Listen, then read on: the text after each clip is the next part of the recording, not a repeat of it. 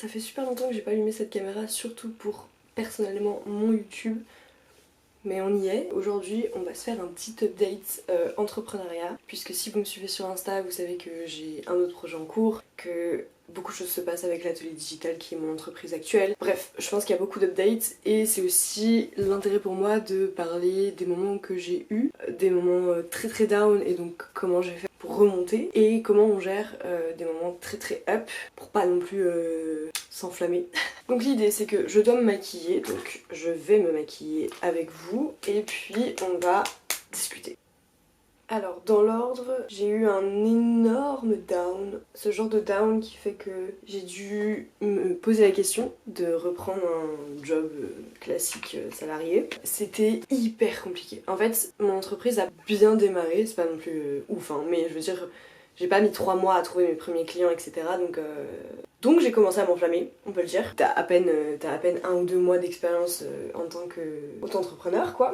Et ça marche très bien, donc clairement tu te dis le monde est à moi. Mais c'est totalement faux. Et c'est une des premières leçons du coup que j'ai appris, c'est redescends ma grande. Quand tu vis pour ton entreprise, alors, entre gros guillemets, mais je veux dire, c'est quand même un truc qui prend beaucoup de place dans ton quotidien. C'est très facile de s'enflammer et c'est très facile d'avoir l'impression que tu diriges Google. Alors c'est pas l'impression que t'as à proprement parler, mais tu en fais des caisses, en tout cas tout prend des proportions énormes et j'ai eu du mal à me remettre un peu à ma place en mode détends-toi, vraiment détends-toi, c'est ça la leçon, c'est détends-toi, ça va aller, tu vas faire autrement, enfin tout ne s'écroule pas parce que l'atelier digital s'écroule, tu vois. Et qu'est-ce que j'entends par entreprise qui s'écroule? En fait j'ai simplement, et ça arrive à tous les freelances, j'ai simplement perdu je crois 2 ou 3 contrats en même temps. Donc c'est sûr que là psychologiquement tu perds tous tes contrats, tu te sens un peu comme une merde, voilà. Clairement c'était la première fois que ça m'arrivait et en plus tout se passait bien, on m'a pas arrêté pour, je sais pas, pour mauvais travail ou je ne sais quoi. Bon là ça aurait été pire je crois, enfin je sais pas. Mais en tout cas c'était pas le cas, on m'a arrêté parce que juste, je sais pas, les aléas de la vie, les gens ont des projets, les gens ont moins d'argent à mettre dedans, les gens veulent changer, enfin bref, il y a 1001 raisons qui fait que tu peux arrêter un contrat avec quelqu'un. Et donc bref, ça m'est tombé dessus. Et en fait, j'ai fait la grosse erreur d'arrêter de prospecter à ce moment. À un moment où j'étais full MDR, j'étais pas du tout full en plus. Mais je sais pas, en fait j'avais aucune notion, j'apprenais sur le tas, normal. C'était ridicule. Et bref, j'étais pas full et j'ai arrêté de prospecter. Et donc en fait je me suis retrouvée juste sans rien parce que ça faisait 1 mois et demi peut-être que je prospectais plus. Catastrophe. Mon CA, donc mon chiffre d'affaires mensuel de décembre, je crois qu'il est de 360 €. Un truc comme ça. Sachant que c'est mon seul revenu, hein, c'est mon travail à temps plein. Vous imaginez bien qu'avec 360 € et les charges à payer, je peux pas me verser de salaire quoi. Donc ouais, c'était un moment extrêmement compliqué et bah du coup compliqué autant professionnellement que personnellement parce que t'as pas une thune, on est en décembre, on est au moment des cadeaux de Noël et puis j'avais l'impression de repartir dans un cycle de je vais jamais gagner de l'argent en fait. Vu que j'ai été étudiante toute ma vie, c'est ça la vie que je vais mener, tu vois, c'est genre je ne vais jamais avoir de thune, toujours être dans la galère, bref. Un peu drama queen, mais en même temps, le contexte me le permettait, si vous voulez bien. Donc bref, je passe décembre un peu compliqué, très compliqué, pardon. Et en fait, arrivé en janvier, je me dis, ça faisait des semaines que je réfléchissais au fait de prendre un travail, donc salarié. Et au moment où je l'ai dit à haute voix à mon mec, au moment où je lui ai dit, genre ça a fait alerte rouge dans ma tête, j'ai dit non, c'est non. Et je suis capable de me sortir de là en fait, genre bouge ton cul. C'est tout. Donc, prise de conscience en janvier, et je décide que c'est l'année, je vais tout exploser, je pose tout à plat, il faut que je sois prête à assumer tout ça en fait. Oui, tu perds des contrats, oui, t'en as des nouveaux, enfin c'est la vie de l'entrepreneur, et c'est comme ça. Donc bref, ce qui fait que je décide de tout changer, de me former, enfin il y a énormément de choses qui se sont passées. Je vais pas rentrer dans tous les détails et bref, maintenant si vous me suivez vous savez, en février j'ai relancé l'atelier digital V2, c'est très chiant de faire ça et depuis tout va bien, je suis en constante croissance, ça va dans le sens que je veux donc c'est cool. Et ouais, je suis sortie de ce down où je me souviens très bien m'être dit le jour où je vais pouvoir regarder ce moment et me dire tu t'en es sorti, ça va être incroyable parce que vraiment je vous jure sur le moment j'étais en mode c'est impossible. Vraiment je suis dans la merde jusqu'au cou et je sais pas comment je vais faire. Je savais vraiment pas. J'ai énormément de chance de vivre avec mon mec qui a bien voulu m'aider pendant ces 2 mois, que j'ai remboursé après bien évidemment. Mais je veux dire sans ça, c'était juste retour casse départ chez les parents quoi. Ce qui n'est pas du tout une honte et ce qui aurait certainement été mon choix parce que je préfère galérer un petit peu mais poursuivre ce que je veux faire. C'était chaud. C'était chaud de ouf. Mais bref, on passe ce down et on arrive du coup à des gros up. J'ai l'impression que tout a shifté et en fait j'arrive au moment où j'attire exactement ce que je voulais. Même encore plus que ce que je pensais, sans avoir l'impression de faire beaucoup. Alors attention, ça a l'air super chelou. Quand j'ai commencé à tout mettre en place petit à petit, les opportunités sont venues à moi et genre j'ai pas capté.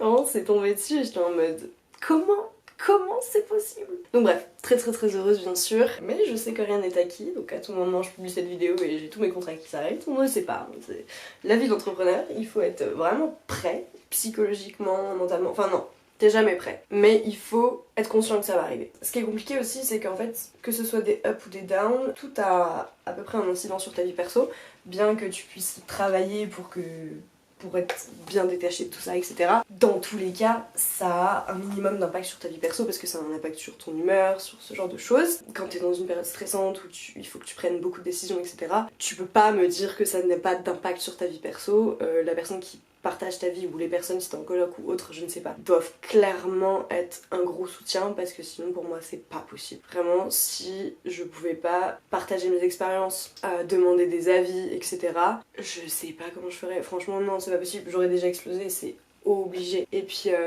c'est comme tout travail, t'as envie de partager les anecdotes positives, t'as envie d'avoir des avis extérieurs, etc. Alors attention, il faut faire beaucoup de tri parce que des personnes qui sont pas dans l'entrepreneuriat, il y a certaines choses qui peuvent être très compliquées. Par exemple, quand on parle de grosses sommes, forcément dans le point de vue d'un salarié, ça peut être démesuré parce que c'est pas des sommes dont on parle dans le milieu du salariat. Donc faut faire attention à qui on discute de tout ça bien sûr. Mais bref, dans tous les cas, que ce soit soutien d'entrepreneur ou non, il faut un soutien mais monumental. Je peux même pas expliquer à quel point c'est une aventure qui te prend 400% de ton énergie.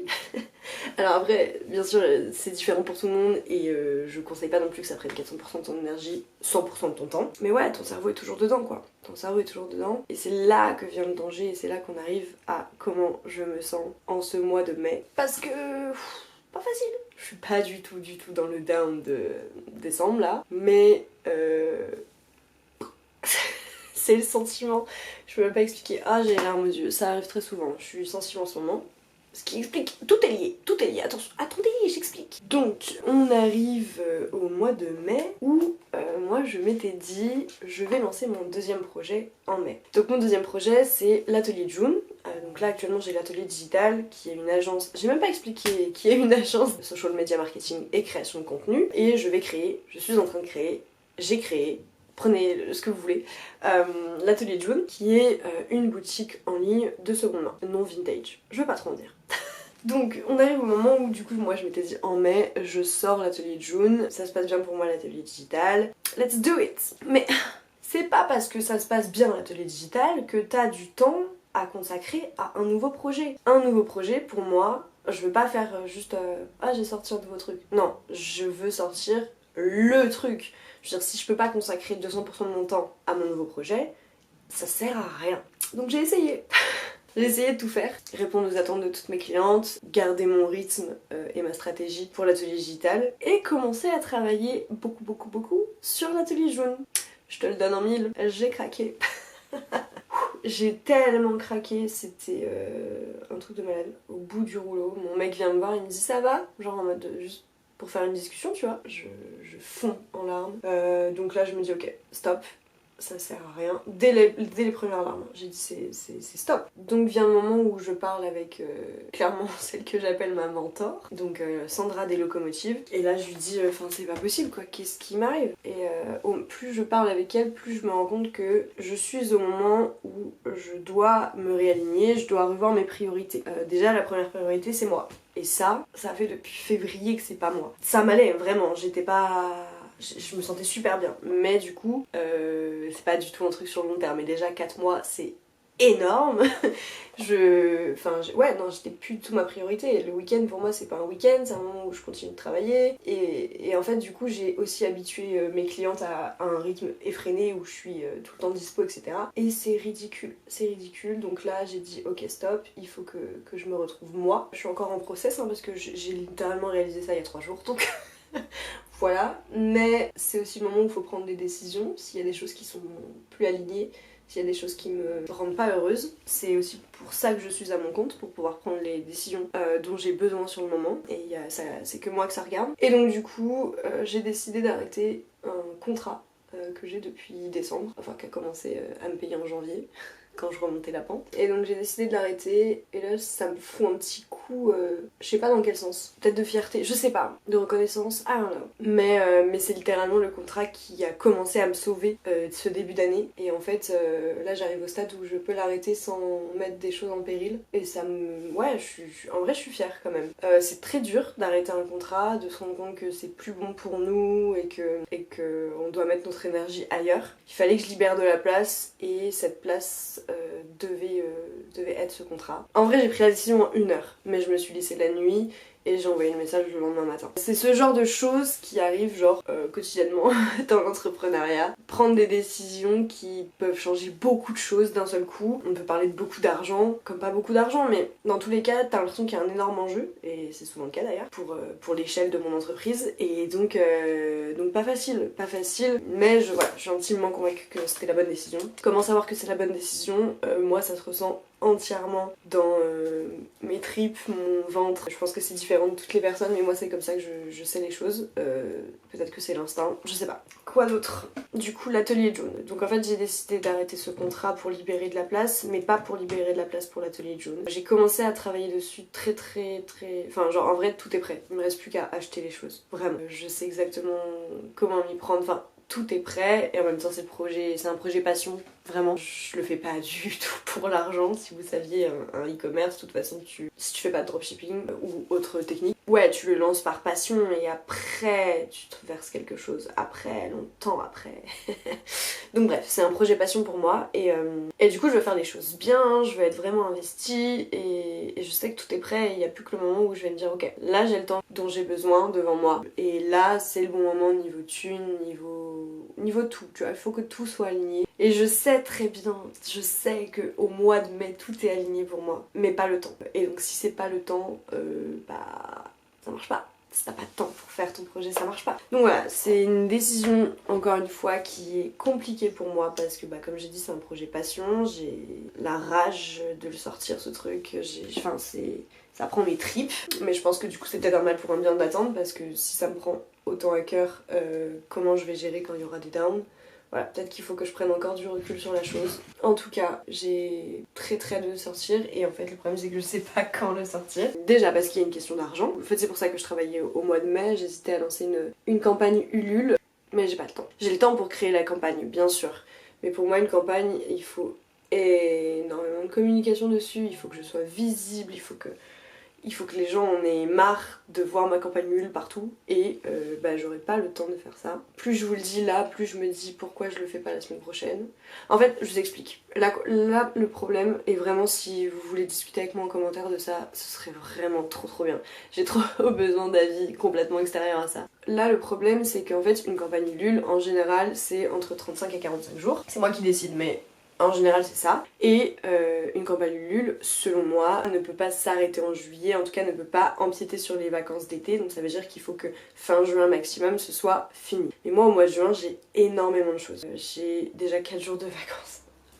Ouh, j'ai trop hâte. Donc je pars en voyage, j'ai l'événement des 3 ans des locomotives dans le sud et j'ai un contrat qui s'augmente, il faut que je vois avec eux d'ailleurs. Donc je vais avoir beaucoup de travail. Pour moi je vais me cramer en fait si je lance l'atelier June, la campagne Ulule de l'atelier June maintenant. Mais l'idée c'était de la lancer au mois de mai-juin là pour la campagne Ulule, de manière à ouvrir officiellement la boutique fin août ou début septembre pour la rentrée. Pour moi la rentrée c'est le best moment. Pour moi, c'était évident que c'était à ce moment-là. Donc je sais pas, est-ce que du coup je fais 100 campagnes Ulule, mais je réduis drastiquement mon budget, donc je fais un tout petit lancement. Est-ce que du coup je le fais quand même en août? Est-ce que vraiment je suis lost?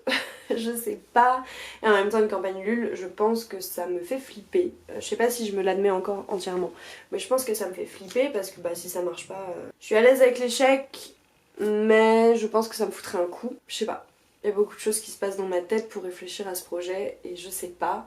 Et en même temps, je me dis putain, mais j'aimerais tellement là prendre une stagiaire, tu vois, pour l'atelier digital ou l'atelier Joule en fait, ou les deux, peu importe.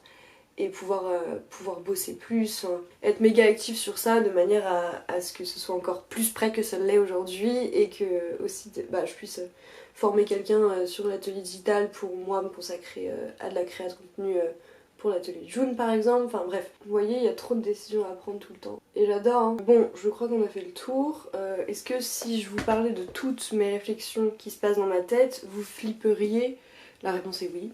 En fait, c'est que j'ai la tête partout et franchement, encore une fois, j'adore. Mais du coup, j'aimerais tellement faire plein de trucs. Mais là, j'avoue, mes focus sont vraiment assez clairs. Oh, je sais pas. Le make-up est terminé et je pense que la conversation est terminée. Ça a assez duré, non? Vous savez quoi? J'ai tellement envie de reprendre les vlogs YouTube. C'était long comme phrase, j'arrivais pas à le dire. J'ai tellement envie de reprendre les vlogs YouTube et même plein de vidéos et tout. Mais petit 1, c'est frustrant quand il n'y a pas beaucoup de vues. Petit 2, bah le temps. En fait, toute ma vie, c'est le temps. Toute ma vie, je cours après le temps. Et il faut que ça change. Parce que vraiment, c'est pas du tout comme ça que je vois mon aventure entrepreneuriale. Il faut que je mette des limites et tout. Mais je suis pas une meuf qui met des limites. Pas du tout. Ça va pas dans ta tête. La dernière chose à mettre en commentaire, c'est est-ce que je reviens sur YouTube? Et si oui, je reviens avec quoi? Et puis, je vous dis à très vite peut-être. Hein. On sait pas. Ouais, on sait pas. Oh, j'ai trop hâte de l'atelier Jules. Oh là là. Salut! Bisous!